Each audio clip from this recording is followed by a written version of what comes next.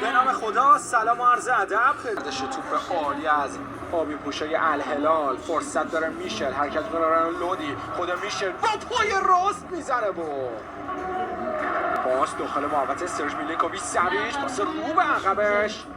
موقعیت داره تیم انداز در دروازه باز میشه یا نه؟ فکر کنم خود تیرک دروازه ها یعنی با قدرت همرگش ببینیم. آره دیگه تیرک دروازه بود که به لرزه در اومد. ضربه آیمن احمد این ضربه پای چپش رو زد و خوش شانس تیم الیاس که دروازه‌اش باز شده نمیبینه. تو همین 10 دقیقه ابتدایی میرفت بازی 1-0 بشه. یه توپ میخواد، یه پاس عالی برای تک ضرب رو به عقب. سالم دوساری یه گل استثنایی میزنه کاپیتان. چجوری توپ رو گل میکنه سالم دوساری؟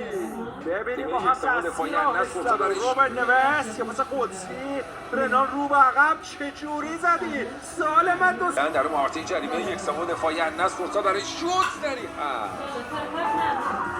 کنه رو کوتاه میزنه بروزوویچ. حالا اوتاویو ضربه رو میزنه. اوتاویو تو دروازه. 1-1.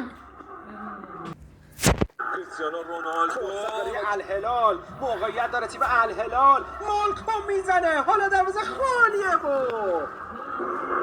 روبن نویس یه پاس بلند چه فراری کرده میشل. ورزشگاه نیمخیز میشل چی کار dare میکنه با حریف. And 2-1 for Al Hilal.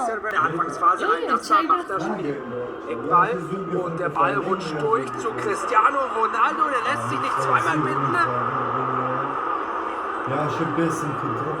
Aufregung ist groß, alle haben ein Sadio Mané trabt an und findet Cristiano Ronaldo. Jetzt darf er jubeln.